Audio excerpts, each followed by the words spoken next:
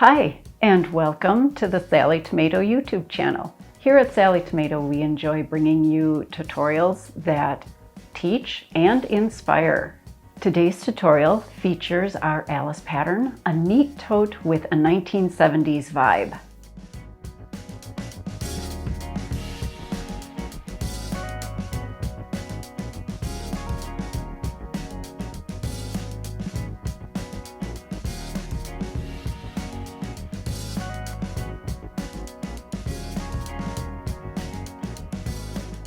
The opening screenshot of the 1970s TV show The Brady Bunch, introducing all the family members, including their beloved housekeeper Alice, directly inspired both the design and the name of our tote. Snaps shape the tote and make a quick closure. The woven webbing enhances the relaxed 70s style for shoulder straps and adjustable strap. Take a peek inside and you'll find a zipper pocket and slip pocket. Before we begin the tutorial, be sure to purchase the pattern. You'll find the pattern and all the supplies for this project on our website, sallietomato.com, or you can request them at your local quilt shop. Please shop local whenever you can. All right, gather your supplies, cut out all the pieces that you'll need, and remember, you can always pause the video as we go along. That way we can sew at your pace. Are you ready to get started? Let's begin. Before beginning, please review the recommended fabrics on the back of the pattern cover. Take a minute to look at the helpful notions section, as installing snaps does require a few extra tools. Also, it may be helpful to label your pieces as you cut them by marking the name of each piece on the wrong side with a removable pen or chalk, or use piece labels that are printed from a free download on our website. There are also cutting layouts included in your pattern. I really like using the little paper labels, especially for the webbing pieces, because I don't really want to mark on the webbing, so having the labels is perfect.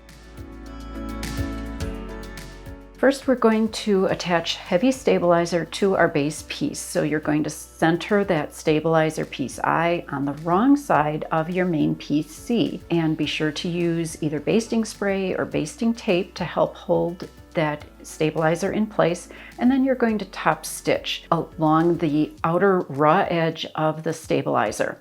The piece I stabilizer is cut smaller than the base piece. That way it doesn't get caught in seams in later steps. The firmness of the stabilizer is going to help prevent the bottom of your bag from sagging over time. And then a tip from one of our testers, Peony and Dot. She loves adding purse feet to help protect the base of her purses and totes. So that is certainly an option that you could do as well. So now with right sides up, you're going to align the bottom and side edges of each main fabric, piece A, over a foam or fleece, piece A. And I would use fleece if you're using a heavier fabric. I'm using foam because I have a lighter weight linen blend fabric. Be sure to hold the layers together with either basting spray, basting tape, or I'm using sewing clips. And then you'll baste along all the edges. And repeat this step to attach the main pieces B and C to the coordinating fleece or foam pieces B and C. I found trimming away the foam close to the basting stitches helps reduce the bulk for later seams in the construction of the bag. Next, we're going to fuse the interfacing to the wrong side of the coordinating main fabric pieces D and E, and certainly an option if you prefer to interface your lining pieces, you certainly can go ahead and fuse interfacing to the wrong sides of the coordinating lining pieces C and F. Now we're ready to attach the webbing handles and accents. On the right side of the main piece A, that's the front, mark a vertical line in from each side edge. Then you'll also mark a horizontal line in from the top and bottom edges. Align one webbing piece J, that's a shoulder strap, inside both vertical lines on your piece A, aligning the raw ends of the strap with the bottom edge of piece A. Pay attention if you've used a directional print. I have a directional print, so I'm going to need to pay attention on where I place my straps. Check to make sure that you don't have a twist in your piece J before you add the accent pieces. One of our testers, LJS, found using basting tape or even washi tape helps hold the webbing in place for the next step. Now, center one webbing piece K, those are the shorter accent pieces, inside the horizontal lines on piece A. There's no need to trim the extending webbing. A little extra length ensures that the webbing will be secured in the seam. Now we're going to go to the sewing machine and top stitch all edges of both pieces K, those are the shorter accent pieces, securing piece J underneath. And also baste the raw ends of your piece J, that's the shoulder strap, along the bottom edge of your piece A. And I'm using a high contrast thread so you can see where I'm stitching, but normally I would choose a thread that blends just a little bit better in case my stitching isn't quite perfect. The washi tape works really nice because you can stitch through it and it tears away easily. You're going to repeat the steps to attach the remaining webbing pieces J and K to your main piece A back.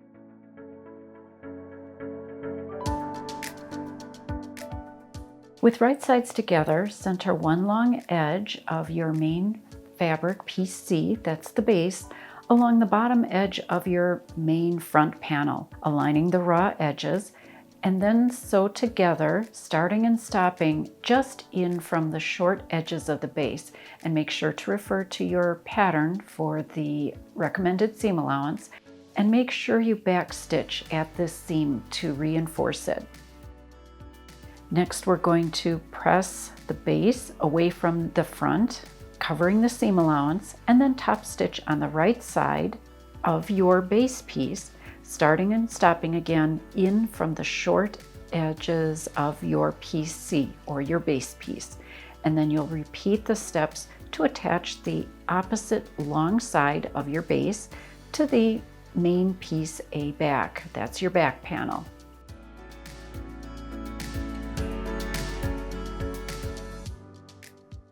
And we're ready to attach our side panels to our tote. With right sides together, we're going to line the top and side edges of one main fabric piece B, that's a side panel, to the main piece A front panel. Just a quick reminder, if you're using a directional print, make sure you have your side panel aligned in the same direction as your front and back panels. I do have a directional print, so I need to pay attention to the orientation of the print.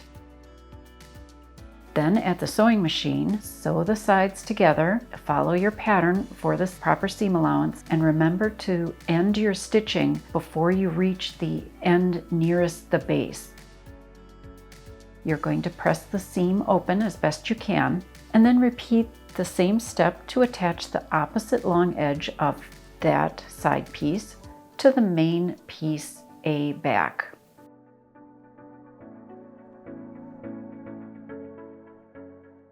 And you'll repeat those two steps again and attach the remaining side panel to the opposite edges or side edges of the front and back panels. Take your time with the pinning or using sewing clips as I'm doing, and the sewing of these side seams, because your base is going to be rather stiff, so just take your time and you'll be fine. With right sides together, match each short bottom edge of the piece B with the short edges of the base. You'll sew together with two seam allowances and refer to your pattern to create the boxed corners. The extra row of stitching is going to reinforce this seam.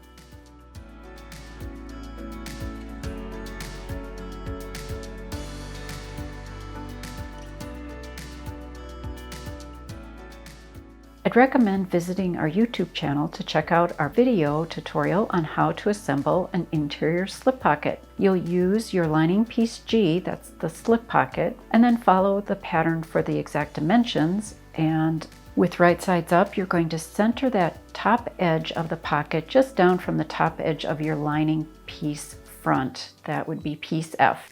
You'll pin it in place and top stitch, just like I've done here, stitching and securing the pocket along the sides and bottom edge. And this is going to close that bottom turning opening. If you wanted, you could install a metal handmade label centered just above the pocket.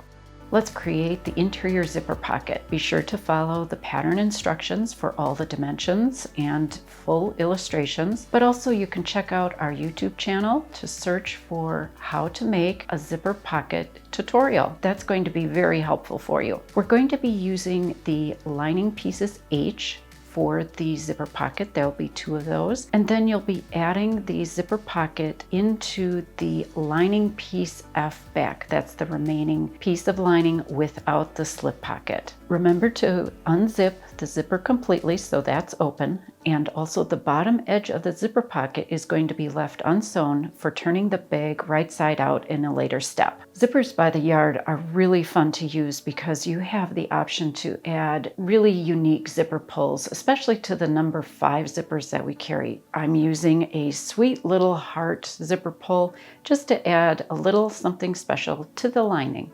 Prepare and attach the connectors. So with right sides together, fold each width side of your main piece E, that's the connector, to the center and give it a press. And then you're going to top stitch from each fold edge and then slide 1 D-ring over each connector. You'll fold the connector in half, wrong sides together, aligning the raw ends, and you'll repeat this step for the remaining piece E connector. And then simply use a sewing clip to hold the ends together, or you could certainly baste the ends together as well. Now with right sides up, position 1 D-ring connector in from the short end of each main fabric piece D, that's your facing, aligning the raw edges. You'll baste in place with a narrow seam allowance. And one of our testers, Peony and Dot, had a really great hint, which I would recommend. She found placing the connector so that the raw ends extend below the facing raw edge really helped with security, and it was easier for her to use the snaps. Now with right sides together, align the long bottom edge of your facing to the top long edge of your lining fabric piece F, that's the back, and you're going to sew those together. Again, refer to your pattern for the correct seam allowance. Now press the lining, that's piece F, away from your facing, covering the seam allowance, and you'll top stitch near the seam on the lining fabric, just like I'm doing here.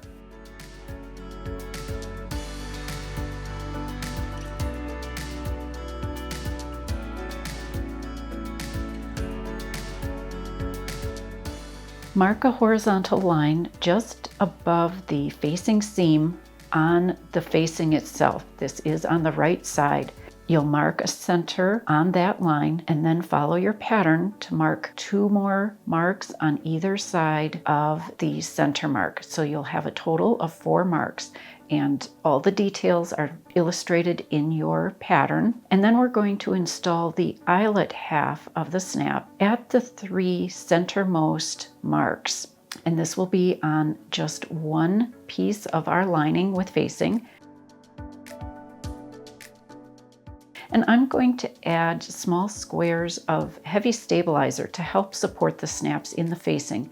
Because we don't have a lot of layers in the facing, a little extra support is great for the snaps. And you could also use small scraps of, or squares of the foam as well.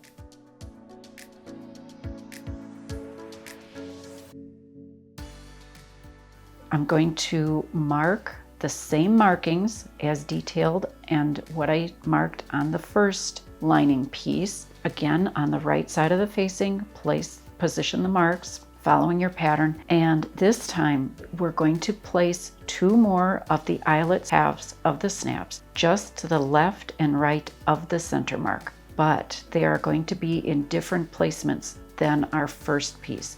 And you can take a closer look at my two facings here and you'll see the difference. We're ready to assemble the tote interior. You're going to attach the lining fabric piece C, that's the base, to the bottom edges of your lining pieces. Those would be piece F of the front and back, following the same steps as we did for assembling the tote exterior. You're going to be using a slightly wider seam allowance, so refer to your pattern for that measurement, and then you'll also omit the top stitching on the base. You don't need to use that for the lining. And remember to stop and start in from the short ends of the base using that recommended seam allowance. With the base attached, now with right sides together, align the top and side edges of the lining front and back. You'll begin sewing at the top edge with a narrower seam allowance and then gradually increase to the wider seam allowance. Using this wider seam allowance will create a slightly smaller lining that's going to fit neatly inside the tote.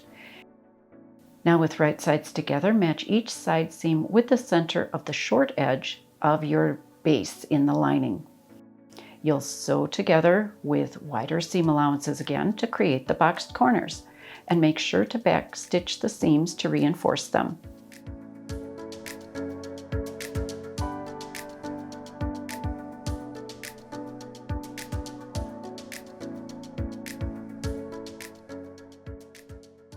Go ahead and trim the lining seam allowances so they're a little narrower and will reduce bulk, and then you'll press the seams open as best you can, and then turn the lining right side out and double check that your pocket zipper is open.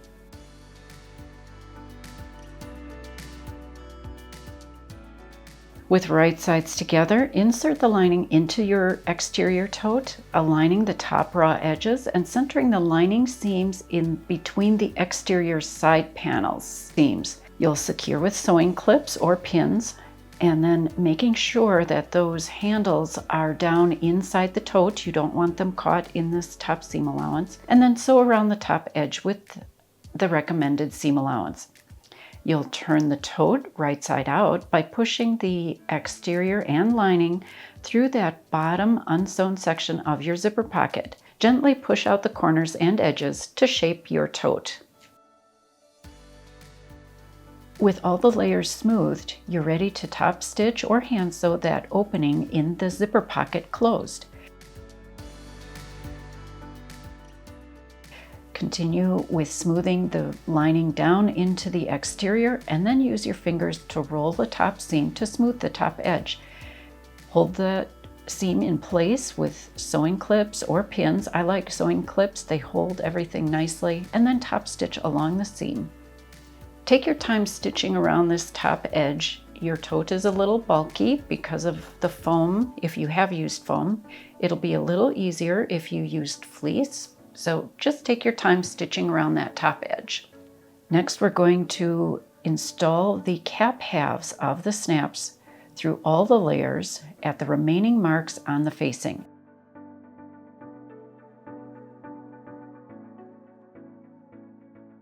And I've already punched a few holes, so these are placed where there are no eyelet parts of the snaps installed.